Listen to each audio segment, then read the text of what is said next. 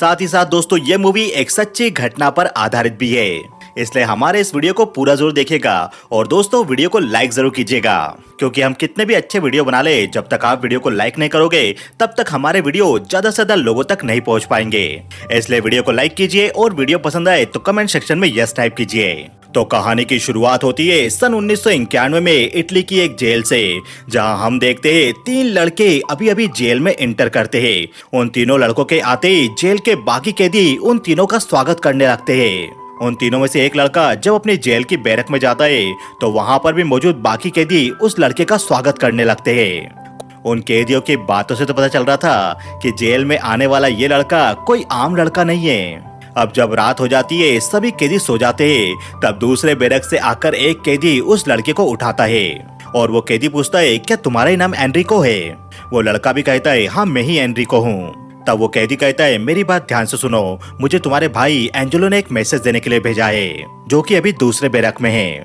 Angelo ने मुझे कहने के लिए कहा है कि तुम्हारा पैसा बिल्कुल सेफ है।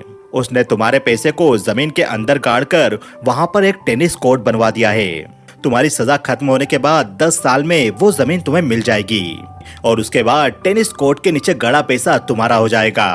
वैसे तुम्हें मैं बताऊं तो मैं पिछले 20 सालों से इसी जेल में हूं। मुझे तो ये पता भी नहीं है कि बाहर अब क्या चल रहा है। वैसे तुम तीनों भाइयों ने इतना पैसा कमाया कैसे और तुम हो कौन? यह सुनकर एनरिको उन आदमियों को कोई भी जवाब नहीं देता। अब कहानी में हमें सीधा इटली के नेपे शहर में 1976 का समय बताया जाता है, जहां पर एक फ्लैट में रहने वाली बूढ़ी लेडी को किसी का कॉल आता है। बूढ़ी लेडी कॉल अटेंड करती है तो ये कॉल किसी पास्कल नाम के आदमी का था, जो कि उसी बूढ़ी लेडी का पड़ोसी था। पास्कल से बात करने के बाद वो बूढ़ी लेडी पास ही में रहने वाली मेरिसा नाम की लेडी को आवाज लगाती है। वो बूढ़ी लेडी मेरिसा से कहती है, तुम्हारे पति ने कहा है कि वो जल्दी घर पर आने वाला है, इसलिए चाय के बाटले तैयार रखना। मूवी के अगले सीन में हम कुछ बच्चों को देखते हैं। तभी मेरिसा उन बच्चों में से पेपे और एंजेलो नाम के बच्चों को ऊपर बुलाती है चाय की बोतल भरने के लिए, और मेरिसा अपने बच्चों से पूछती है, तुम्हारा भाई एनरिको कहाँ पर है? इस पर एंजेलो कहता है, वो अभी शॉप पर होगा। तब मारिया कहती है, उसे भी बुलाकर जल्दी लेकर आओ। अब मूवी में आगे हम एनरिको को देखते हैं, जो कि शॉप पर खड़ा हुआ था और ये एक इलेक्ट्रॉनिक रिकॉर्ड स्टोर था, जहां पर एनरिको दिन भर रेडियो पर म्यूजिक सुनता रहता था और अगला गाना आने से पहले ही एनरिको को पता चल जाता था कि आगे कौन सा सॉन्ग बजने वाला है। तभी वहां पर एनरिको के भाई भी आ जाते हैं और स्टोर मालिक एनरिको के भाई से कहता है, आखिर ये सभी गानों के बारे में पता कैसे कर लेता है? जवाब में एंजेलो कहता है, एनरिको घर पर भी ऐसे ही करता है। अब मूवी के अगले सीन में हम देखते हैं कि वो तीनों भाई घर पर जाकर चाय बनाने लगते हैं और उस चाय को एक बोतल में भरकर उस पर लेबल लगाने लगते हैं। एक्चुअल में तीनों भाई वही थे जो मूवी की शुरुआत में जेल में गए थे और कैदी उनका स्वागत कर रहे थे। यह उन तीनों का बचपन का समय था। उन तीनों के पिता पास्कल भी अपने घर में आते हैं। तब पास्कल की वाइफ मेरिसा उनसे कहती है, मकान का किराया बाकी है और मकान मालिक अभी हमारी बेइज्जती करके गया है। तब पास्कल कहता है, मैं मकान मालिक से बात कर चुका हूँ, मैं जल्दी उन्हें किराया दे दूंगा। घर में आकर पास्कल उन तीनों भाइयों की बनाई हुई चाय को चेक करके उन्हें बताता है कि चाय में किस चीज की कमी थी। तब एनरिको अपने पिता से रिक्वेस्ट करता है, आज हम भी आपके साथ चलेंगे, हम भी काम में आपकी हेल्प करेंगे। आगे पास्कल अपनी कार में अपने तीनों बेटों को अपने साथ ले जाने लगता है। अब पास्कल मार्केट में अपने बच्चों के साथ उन बॉटल्स को लेकर आ गया था, जिन्हें उन्होंने चाय से भरा था। आगे पास्कल से एक ऑफिसर बात कर रहा होता है और पास्कल उस ऑफिसर को एक बोतल से असली विस्की टेस्ट करवाता है। विस्की टेस्ट करके वो ऑफिसर कहता है, ठीक है, मुझे पूरा बॉक्स विस्की दे दो। उसी वक्त वहां पर पेपे आकर उस ऑफिसर से पैसे मांगने लगता है और पास्कल उस लड़के को भगाने लगता है। तब तक टेबल के नीचे छिपे हुए पास्कल के बच्चे उस विस्की की बोतल को चेंज कर देते हैं और विस्की की जगह वो उस बोतल को रखते हैं जिसमें उन्होंने चाय भरी थी। पास्कल भी पेपे को वहां से भगाकर उस ऑफिसर से सॉरी कहता है और आगे पास्कल ऑफिसर से पैसा लेकर उसे पूरा विस्की का कार्टून बेच देता है। इस तरह से पास्कल आने वाले टूरिस्ट को विस्की की बोतल में चाय का पानी बेचता था। अब मूवी में आगे हमें सन 1985 का समय बताया जाता है। एनरिको बड़ा हो चुका था और वो डीजे का काम मांगने एक बार में गया था। एनरिको से पहले वहां पर डीजे रिवॉल्वर नाम के लड़के का इंटरव्यू चल रहा था। आगे एनरिको आगे जाकर बार के ऑनर को अपना नाम फ्राटासियो एनरिको बताता है। यह सुनकर ऑनर कहता है, ये कैसा नाम हुआ? इस बात को लेकर एनरिको सोचकर कहता है, डीजे एनरिको। यह सुनकर ऑनर एनरिको से कहता है, मैं देखता हूँ तुम्हारे लिए कोई जगह खाली है या नहीं। ऐसा कहते ही वहां पर बार के ऑनर का दोस्त आ जाता है और बार का ऑनर अपने दोस्त से बात करने में बिजी हो गया था। एनरिको वहां पर अकेला बैठा हुआ था, तभी उसका ध्यान डीजे रिवॉल्वर के बैग पर पड़ता है जिस पर लिखा हुआ था मिक्स्ड बाय रिवॉल्वर। एनरिको को ये नाम काफी पसंद आता है। अब बार में एक एक करके सभी डीजे परफॉर्म कर रहे थे और डीजे रिवॉल्वर की भी बारी आ चुकी थी। तब एनरिको ऑनर से जाकर पूछता है मेरी बारी कब आएगी। तब बार ऑनर एनरिको से कहता है आज तुम परफॉर्म नहीं कर पाओगे क्योंकि 2 बजे बाद बार बंद हो जाएगा और हमने ऐसा नहीं किया तो पुलिस बार बंद करवा देगी। तब बार ऑनर एनरिको से पूछता है क्या तुम कोई और काम भी करते हो। एनरिको कहता है हाँ, मैं एक म्यूजिक शॉप पर काम करता हूँ। मैं बचपन में जब शॉप पर जाता था तो शॉप के ऑनर ने ये देखकर मुझे वहाँ पर साफ सफाई के लिए रख लिया। अब मैं अपने फ्री टाइम में वहीं पर म्यूजिक टेप्स को मिक्स भी करता हूँ। तब बार का ऑनर एनरिको को समझाता है डीजे कोई आम जॉब नहीं है, डीजे बनने के लिए एक स्टाइल होना चाहिए, अच्छा दिखना चाहिए, ये सब बहुत मायने रखता है और तुम्हारे अंदर ऐसा कुछ भी दिखाई नहीं पड़ता। और तुम कभी डीजे एनरिको नाम भी यूज मत करना क्योंकि बस तुमने अपने नाम के आगे डीजे लगा दिया। और मेरी बात मानो तो सफाई वाली जॉब मत छोड़ना। ऐसा कहकर बार का ऑनर वहां से चला जाता है। अब अगले दिन एनरिको अपनी शॉप पर सफाई का काम कर रहा था, तभी शॉप का ऑनर एक कस्टमर से बात करते हुए कहता है यह एनरिको नाम का लड़का म्यूजिक में जीनियस है। कस्टमर के वहां से जाने के बाद ऑनर भी लंच के लिए चला जाता है और एनरिको एक टेप मिक्स करता है। एक्चुअली वो टेप वो अपने भाई की गर्लफ्रेंड फ्रांसिस्का के लिए मिक्स कर रहा था। कैसेट के बॉक्स के पेपर पर लिखा हुआ था songs for Francesca choose by DJ Enrico. उस नाम को पढ़कर एनरिको थोड़ा सोचने लगता है। उसके बाद एनरिको नीचे लिखे अपने नाम को काट देता है और उसके नीचे एनरिको लिखता है मिक्स्ड बाय एरी। आगे एनरिको अपने घर पर पहुंचता है, तब उसका भाई पेपे उससे पूछता है क्या तुमने वो टेप रेडी की। लेकिन पेपे ने जो गाने उस कैसेट में डालने के लिए कहे थे एनरिको ने वो नहीं डाले थे। इस बात को लेकर पेपे थोड़ा चिंतित होता है क्योंकि उसकी गर्लफ्रेंड उससे पहले से नाराज थी। फिर भी पेपे वो कैसेट लेकर अपनी गर्लफ्रेंड के घर के लिए निकल जाता है। एनरिको को भी भूख लग रही थी, तभी उसका भाई एंजेलो उससे कहता है बाहर पुलिस के हेलीकॉप्टर घूम रहे हैं, मुझे लगता है आज पुलिस किंग को अरेस्ट करने वाली है, चलो हम भी चल के देखते हैं। दूसरी तरफ पेपे अपने गर्लफ्रेंड के घर का बेल बजाता है और पेपे की गर्लफ्रेंड फ्रांसिस्का उससे वो कैसेट लेकर वापस ऊपर चली जाती है। दूसरी तरफ एनरिको गलियों में घूम रहा था, तभी वो कुछ लड़कों से टकरा जाता है। एनरिको उन्हें सॉरी बोलता है पर वो लड़के एनरिको को परेशान करने लगते हैं। तब उनमें से एक लड़का कहता है ये तो वही लड़का है ना जो रिकॉर्ड स्टोर में सफाई का काम करता है। यह सुनकर एनरिको को बुरा लगता है और वो कहता है मैं सफाई का काम नहीं करता हूँ, मैं एक डीजे हूँ। यह बात सुनकर वो लड़के एनरिको को मारने लगते हैं। दूसरी तरफ फ्रांसिस्का भी उस टेप को अपने कमरे में ले जाकर उसे प्ले करती है और टेप के गानों को सुनकर फ्रांसिस्का उसमें खो जाती है। इधर गली के वो लड़के अभी भी एनरिको को पीट रहे थे, तभी वहां एंजेलो आ जाता है और एंजेलो अपने मोजे में एक पत्थर डालकर उनमें से एक लड़के को जोर से मारता है जिसके कारण वो लड़का नीचे गिर जाता है और उसका सर फट गया था। अब एंजेलो के साथ साथ पुलिस शहर के किंग को भी अपने साथ गिरफ्तार करके ले जाती है। अब मूवी के अगले सीन में हम देखते हैं कि एक चर्च में फ्रांसिस्का की शादी पेपे से हो रही थी। पेपे की पूरी फैमिली चर्च में मौजूद थी, तभी एक पुलिस वाला वहां पर एंजेलो को भी लेकर आता है जिसे जेल से पेपे की शादी में आने के लिए इजाजत दी गई थी।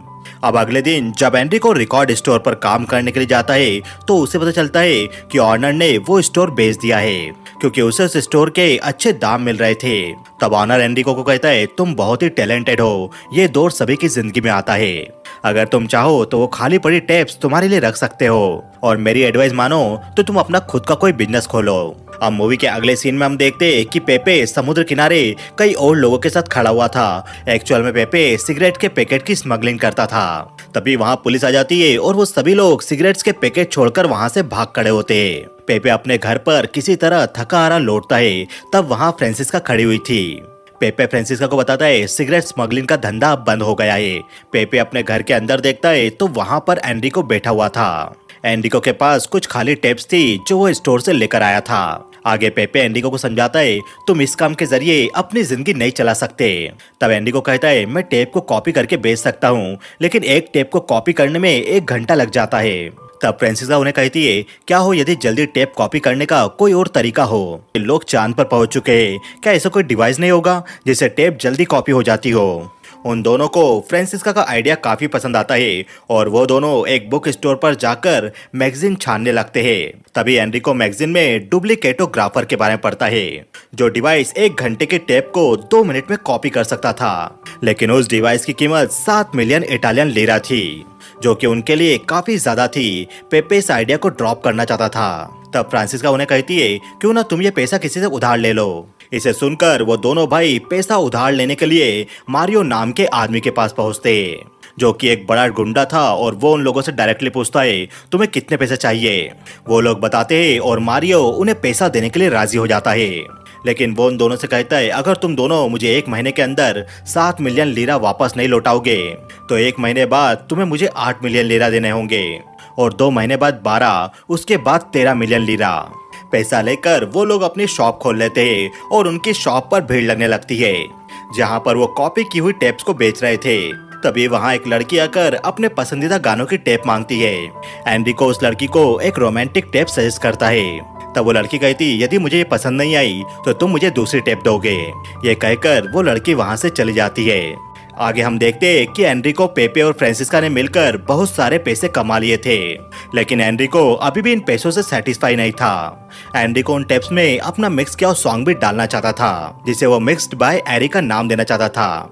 एरी कहता है, मुझे पता है कि लोगों को क्या पसंद है। अगर मैंने लोगों की पसंद को ध्यान में रखकर टेप बनाई तो हम लोग और ज्यादा पैसा कमा सकते हैं। वो लोग पैसों को काउंट करते तो उन लोगों ने 15 दिनों में 13 मिलियन लीरा कमा लिए थे।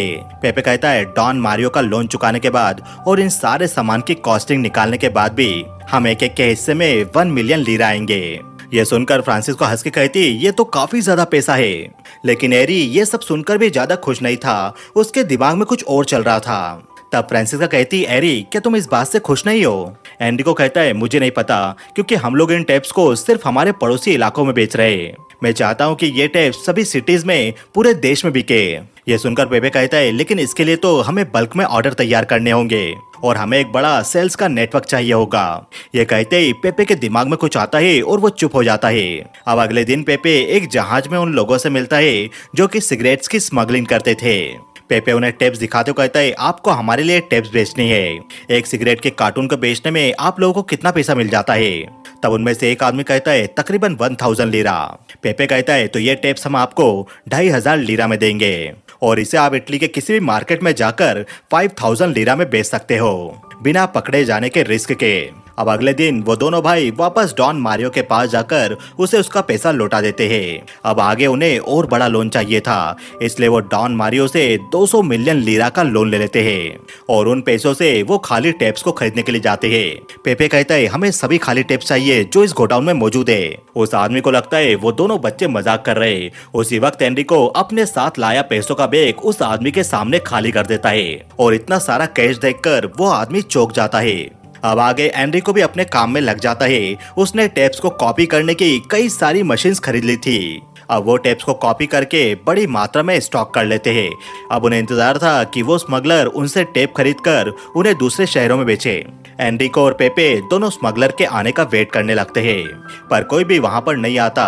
तभी वहां पर एक आदमी आकर फोन उठाकर एक नंबर पर कॉल करता है। ये कॉल उस आदमी ने हड्डी के हॉस्पिटल में लगाया था। एनरिको को फोन पर पता चलता है कि उस आदमी ने सारे स्मगलर की पिटाई करके उनकी हड्डियां तोड़ दी थी। वो आदमी एक मोरक्कन माफिया था। वो आदमी उन दोनों को धमकी देता है, अगर तुम लोगों ने मुझे 10 मिलियन लीरा नहीं दिए तो मैं वापस यहाँ पर आकर तुम्हारे पूरे बिजनेस को तहस नहस कर दूंगा। वो आदमी वहां से जाने लगता है। उसी वक्त एंजेलो भी स्टोर से छूटकर आने लगता है, जो कि अब जेल से छूटकर आ रहा था। आगे वो सभी मिलकर लंच कर रहे थे, तब भी वो दोनों चुप बैठे थे। तब उनके पिता उन्हें देखकर पूछते, तुम दोनों को क्या हुआ? तब पेपे उन्हें बताता है, सब कुछ ठीक है, बस हमें मोरक्कन माफिया ने धमकी दी है। वो हमसे 10 मिलियन लीरा की मांग कर रहा है और उसने हमारे सारे स्मगलर को भी पीटकर हॉस्पिटल भिजवा दिया है। तब उनके पिता कहते, मुझे लगता है एंजेलो तुम्हारी इस काम में मदद कर सकता है। आगे एंजेलो उन्हें एक ऐसे आदमी के पास ले जाता है जो उन लोगों की मदद कर सकता था। एंजेलो ने जेल में रहते हुए इन सभी लोगों को दोस्त बनाया था और ये सभी क्राइम की दुनिया में थे।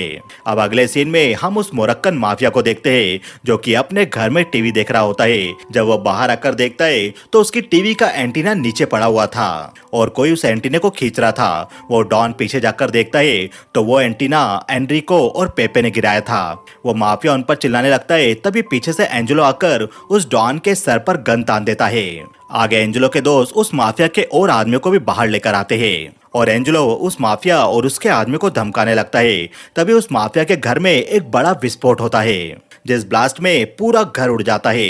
ये सब उन तीनों भाइयों ने उस माफिया को डराने के लिए किया था। अब आगे उन लोगों का बिजनेस जोरों शोरों से चलने लगा था। दिन ब दिन डीजे एरी फेमस हो गया था और उसके कस्टमर भी बढ़ते जा रहे थे। उन्होंने बड़ी बड़ी लैब्स भी बना ली थी, जहां पर वो लोग अपनी टेप्स को कॉपी करने का काम किया करते थे। और अब उनके अंडर 100 से भी ज्यादा वर्कर काम करने लगे थे। उनकी टेप इटली में हर जगह पहुंच रही थी। उन तीनों भाइयों के पास अब बहुत सारा पैसा भी आ चुका था, यहाँ तक कि अब उन्होंने अपने लिए एक लैम्बोर्गिनी गाड़ी भी खरीद ली थी। आगे एंजेलो एनरिको को एक क्लब में ले जाता है। वहां पर डीजे द्वारा एरी का नाम अनाउंस किया जाता है और लोग एरी को काफी अच्छे से वेलकम करते हैं। एनरिको कंसोल पर गाने बजाने लगता है। तभी उसकी नजर उस लड़की पर पड़ती है, जो लड़की उसके स्टोर में आई थी। एनरिको भी उस लड़की को पहचान जाता है। इस लड़की का नाम टेरेसा था। आगे एनरिको और टेरेसा बात करने लगते हैं। एनरिको कहता है, तुम्हें एक रोमांटिक गानों की टेप चाहिए थी। अगर तुम चाहो तो मैं अभी लैब में जाकर तुम्हारे लिए बनाकर ला सकता हूँ। लैब का नाम सुनकर टेरेसा थोड़ी शॉक होती है और आगे एनरिको टेरेसा को अपनी गाड़ी में बिठाकर अपनी लैब दिखाने ले जाता है। अब आगे हम एनरिको के भाइयों को देखते हैं, जो लड़कियों के साथ मस्ती कर रहे थे और उनके पास में उनकी लैम्बोर्गिनी गाड़ी भी खड़ी हुई थी। कारमाइन एक माफिया था और वो अपने ड्राइवर से पूछता है, ये लैम्बोर्गिनी गाड़ी किसकी है? ड्राइवर कहता है, ये लैम्बोर्गिनी फ्राटासियो ब्रदर्स की है। ये लोग मिक्स्ड बाय एरी नाम से ऑडियो टेप्स बेचते हैं। दूसरी तरफ एनरिको टेरेसा के साथ अपनी लैब में था और वो टेरेसा को हेडफोन्स लगाकर उसे गाने सुनाने लगता है। गाना सुनकर टेरेसा पूछती है, ये सॉन्ग कौन सा है? एनरिका कहती है, ये गाना कल लॉन्च होने वाला है, ये सनरेमो फेस्टिवल का है। टेरेसा कहती है, तो ऑफिशियल रिलीज से पहले तुमने इस गाने को रिलीज कर दिया?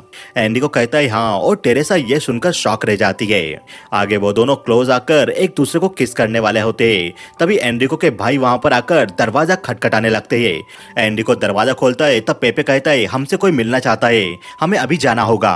आगे वो तीनों भाई एक बहुत ही आलीशान पार्टी में पहुंचते हैं, जहां की चकाचौंध देखकर वो तीनों शॉक रह जाते हैं। वहां का कैमरामैन उन लोगों के फोटो भी क्लिक करता है। तभी एक आदमी आकर उनसे कहता है, तुम लोगों में से एरी कौन है? आगे वो आदमी एरी को अंदर आने के लिए कहता है और एरी उसके साथ अंदर चला जाता है, जहां पर एरी देखता है कि वहां पर पहले से ही कई सारे लोग मौजूद थे।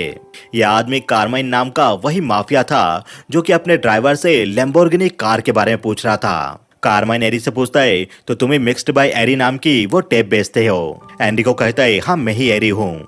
आगे कारमाइन एरी के पास आकर बैठकर उससे कहता है, एरी, मैंने सुना है कि तुम्हारा बिजनेस काफी अच्छा चल रहा है, तुम काफी मोटा पैसा बना रहे हो। तुम जितना कमा रहे हो, इतना कमाने में तो हमें 3 बार उम्र कैद हो जाती है। तुम कितने भाई हो? एनरिको कहता है, हम 3 भाई है। कारमाइन कहता है, तो आज से हम लोग 4 भाई है, मैं भी तुम लोगों का भाई हूँ। एक्चुअली कारमाइन यहाँ पर एनरिको के बिजनेस में पार्टनरशिप चाहता था। एनरिको कुछ समझ नहीं पाता और वो अपने भाइयों के साथ वापस लौटने लगता है। एनरिको के भाई भी डर रहे थे और पेपे कहता है, इसमें कोई बुराई नहीं है, हम किसी से दुश्मनी नहीं लेना चाहते। तभी उन तीनों की नजर सड़क से गुजर रही गाड़ियों की ओर पड़ती है और वो लोग देखते हैं कि ट्रक में भरकर कई हथियारबंद लोग कारमाइन के घर की तरफ ही जा रहे थे। उन सभी भाइयों की किस्मत अच्छी थी कि वो समय से पहले ही वहां से निकल गए थे। अगले दिन न्यूज चैनल पर सिर्फ यही खबर चल रही थी, कल रात में 2 क्रिमिनल्स गैंग्स के बीच में लड़ाई हुई, जिनमें कई लोग मारे गए और मरने वाले लोगों में कारमाइन और उसकी फैमिली भी शामिल थी। आगे पुलिस घटना वाली जगह की छानबीन कर रही थी। तभी पुलिस के हाथ में पार्टी के कुछ फोटो लगते हैं। पार्टी के उन फोटो में एक फोटो में वो तीनों भाई भी मौजूद थे। मूवी में आगे हमें सन 1987 का समय बताया जाता है, जब इटली में एक रैली निकल रही थी। तभी एंजेलो के पेजर पर एक मैसेज आता है, जिसे देखकर एंजेलो डर जाता है। असल में पुलिस वालों ने उनके एक रिकॉर्ड स्टोर पर रेड मार दी थी और पहली बार उनके लिए पायरेट शब्द का यूज किया गया था। मतलब एनरिको जो काम करता था वो दूसरे के म्यूजिक को उठाकर मिक्स करता था और दूसरे के म्यूजिक को कॉपी करने का ये काम इनलीगल था। आगे एंजेलो उन दोनों भाइयों को न्यूज़पेपर दिखाकर कहता है, न्यूज में हमें पायरेट्स कहा जा रहा है। तब पेपे कहता है, हम लोग कोई टैक्स नहीं भरते और ना ही कोई रिसिप्ट बनाते हैं, हमारे पास तो कैश रजिस्टर भी नहीं है और हमारी लैब पर ये रेड पुलिस ऑफिसर रिकार्डी ने मारी है। इसी ने शहर में सिगरेट्स की स्मगलिंग बंद कराई थी। तभी पेपे को आइडिया आता है कि वो लोग अपना पूरा बिजनेस ऑर्गेनाइज करेंगे। आगे वो लोग अपनी कंपनी को अलग अलग नाम से रजिस्टर करवाते हैं ताकि वो अपने सभी क्लाइंट के साथ बिजनेस कर सके और उनका सारा पैसा ऑर्गेनाइज रहे। लेकिन ऑफिसर रिकॉर्डी उनकी लैब्स पर छापा मार रहा था। आगे पुलिस जब उनके एक अपार्टमेंट में रेड मारती है तो ऑफिसर रिकॉर्डी देखता है कि वहां से सभी लोग पहले ही भाग चुके थे। आगे कैप्टन रिकॉर्डी सड़क से गुजर रहा था, तभी वो सड़क पर अपनी कार रोकता है और कैप्टन रिकॉर्डी देखता है कि वहां पर एक आदमी कई सारे टेप्स लेकर उन्हें बेच रहा था, जिनमें से एक सन्नेमो फेस्टिवल की टेप भी थी। जबकि ये फेस्टिवल अभी चल रहा था और इसका म्यूजिक अभी रिलीज भी नहीं हुआ था। ये सब देखकर रिकॉर्डी फ्रस्ट्रेट होकर अपने सीनियर के पास जाता है ताकि वो उन तीनों भाइयों को अरेस्ट करने का वारंट निकलवा सके। लेकिन सीनियर रिकॉर्डी को कोई पॉजिटिव रिस्पॉन्स नहीं देता क्योंकि उसके मुताबिक टेप मिक्स करना कोई बड़ा क्राइम नहीं है। सीनियर के ऑफिस से निकलने के बाद रिकॉर्डी काफी फ्रस्ट्रेट होता है। अब मूवी में आगे हम आर्टुरो बारम्बानी नाम के एक अमीर आदमी को देखते हैं जो कि एक बहुत ही बड़ी कंपनी का सीईओ था और फोर्ब्स के मुताबिक वो कंपनी इटली में टॉप 10 में आती थी। बारम्बानी अपने खरीदारों की लिस्ट को चेक कर रहा था और उसे कुछ अजीब लगता है। आगे बारम्बानी अपने असिस्टेंट को कॉल करके कहता है कि खरीदारों की लिस्ट में कोई मिस्टेक हो गई है।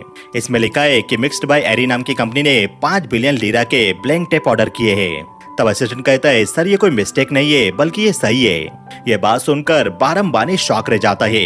आगे बारम्बानी उन तीनों भाइयों को अपने ऑफिस में मिलने के लिए बुलाता है और बारम्बानी उन तीनों से मिलकर उन्हें एक आलीशान होटल में लंच के लिए ले जाता है। आगे बारम्बानी उन तीनों को ऑफर देता है कि वो उनके लिए सिंगल सप्लायर सिस्टम तैयार करेगा और बारम्बानी उन्हें बहुत बड़ा डिस्काउंट देने का भी ऑफर करता है। इस डील को सुन के तीनों भाई काफी खुश होते और वो अपना लंच एंजॉय करने लगते हैं। वो तीनों भाई कार में जा रहे होते तभी एनरिको को सड़क पर कुछ नजर आता है और एनरिको कार रुकवाकर उस जगह पर जाता है जहां पर वो तीनों भाई देखते कि वो एक स्टोर था और मार्केट में एक नई चीज आ चुकी थी, कॉम्पैक्ट डिस्क यानी सीडी, यानी जो ऑडियो कैसेट का चलन था वो अब खत्म होने जा रहा था। अब रात में एनरिको अपने घर पहुंचकर टेरेसा को एक गिफ्ट देता है। एनरिको कहता है जब भी मैं पीछे देखता हूँ तो मुझे पूरा सर्कस नजर आता है जहाँ पर डायरेक्टर है, सिंगर है और पुलिस मेरे पीछे पड़ी हुई है। मैं तो बस एक डीजे बनना चाहता था। अगर मैं मिक्स्ड बाय एरी का काम बंद कर दूं तो तुम मेरे साथ रहोगी? टेरेसा कहती एरी बिल्कुल नहीं, क्योंकि मैं अभी भी उस रोमांटिक टेप का इंतजार कर रही हूँ जो तुम मुझे देने वाले थे। और ये कहकर टेरेसा एरी को गले लगा लेती है। अब अगले सीन में हम बारम्बानी को देखते हैं जो कि एक रिकॉर्ड लेवल की मीटिंग में था। एक आदमी मीटिंग में अपनी प्रेजेंटेशन दिखा रहा था और वो वहां मौजूद लोगों को चार्ट दिखा के कहता है ये हमारी रिकॉर्ड कंपनी के सेल्स फिगर है। इस बिक्री में हमारी सबसे ज्यादा टेप बिक्री की हिस्सेदारी मिक्स्ड बाय एरी नाम की कंपनी की है और ये कंपनी मुख्यतः पायरेसी का काम करती है। आगे वो आदमी कहता है मिक्स्ड बाय एरी की सबसे ज्यादा बिकने वाली टेप सनरेमो फेस्टिवल की होती है। ये टेप फेस्टिवल के पहले ही मार्केट के स्टॉल्स में बिकने लगती है, म्यूजिक के रिलीज होने से पहले। तब मीटिंग में मौजूद एक आदमी पूछता है ये वो लोग कैसे करते हैं? तब मीटिंग में मौजूद एक आदमी कहता है शायद हम लोगों के बीच में से कोई है जो इन टेप्स को लीक करता है। मीटिंग में मौजूद सभी लोग डिसाइड करते हैं कि वो कैसे भी इस काम को बंद करवाएंगे। इस बात को लेकर बारम्बानी परेशान होकर सीधा एनरिको से मिलने उसके घर पर जाता है। दूसरी तरफ पुलिस ने रिकॉर्ड लेबल के फोर्स करने पर मिक्स्ड बाय एरी पर एक्शन लेना शुरू कर दिया था। पुलिस द्वारा पायरेसी के खिलाफ एक नया डिपार्टमेंट बनाया गया था और इसकी कमान पुलिस ऑफिसर रिकॉर्डी को सौंपी गई थी। बारम्बानी भी एनरिको को मीटिंग में हुई सारी बातें बताता है। बारम्बानी कहता है रिकॉर्ड लेबल पुलिस के साथ मिलकर तुम्हें अरेस्ट करवाने की प्लानिंग करवा रही है क्योंकि तुम्हारी बिक्री इटली में टॉप पर है। हो सकता है कि पुलिस तुम्हारे फोन भी टेप कर रही हो। तुम ये सब काम बंद कर दो, तुम्हारे पास इतना पैसा है कि तुम्हारे आने वाली पीढ़ियों को भी अब कमाने की जरूरत नहीं। ये सब सुनकर एनरिको बारम्बानी को थैंक यू कहकर उसे घर के बाहर छोड़कर आता है। मूवी के अगले सीन में एनरिको और पेपे एक बार में बैठे थे और पेपे वहां पर सीडी को देख रहा था। पेपे सोच रहा था हम इस सीडी को कॉपी कैसे करेंगे। तभी फोन बजता है और पेपे फोन अटेंड करता है। वो कॉल एंजेलो का था जो कि जापान से कॉल कर रहा था और एंजेलो पेपे को बताता है मुझे यहाँ जापान में CLC डिवाइस नाम की चीज मिली है और ये डिवाइस सीडीज को भी कॉपी कर सकता है। पेपे जल्द से जल्द उस डिवाइस को बोट के रास्ते इटली लाने के लिए बोलता है। आगे एनरिको उसी फोन से अपनी वाइफ टेरेसा को कॉल करके कहता है टेरेसा हमारी एनिवर्सरी है तो क्यों ना हम इस बार सनरेमो फेस्टिवल देखने के लिए जाए। ये बोलकर एनरिको फोन पर अजीब अजीब तरह की बातें करने लगता है। शायद एनरिको चेक करना चाहता था कि उसका फोन कोई टैप कर रहा है या नहीं। और एनरिको बिल्कुल सही था। दूसरी तरफ पुलिस ऑफिसर रिकॉर्डी उन लोगों का फोन टेप कर रहा था। अब मूवी के अगले सीन में एनरिको अपनी पूरी फैमिली के साथ सनरेमो फेस्टिवल में पहुंचता है। वहां पर पूरी पुलिस फोर्स अंडर कवर होकर मौजूद थी और सामने वाली बिल्डिंग में पुलिस ऑफिसर रिकॉर्डी भी मौजूद था जो उन लोगों के कॉल टेप कर रहा था। सनरेमो में जाने से पहले एनरिको एक कॉल करने पब्लिक फोन के पास जाता है। तब वहां मौजूद एक आदमी उस फोन को रिकॉर्ड करने लगता है। तब वहां बैठा आदमी कहता है ये नेपाल में किसी से बात कर रहा है।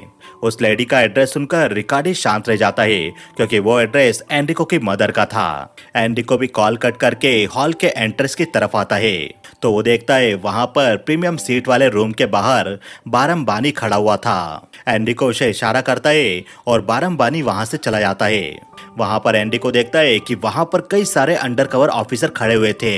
मतलब सनरेमो फेस्टिवल को लीक करने वाला कोई और नहीं बल्कि बारमबानी था। आगे एनरिको हॉल में जाकर अपनी वाइफ को किस करके अपनी फैमिली के साथ शो एंजॉय करने के लिए बैठ जाता है।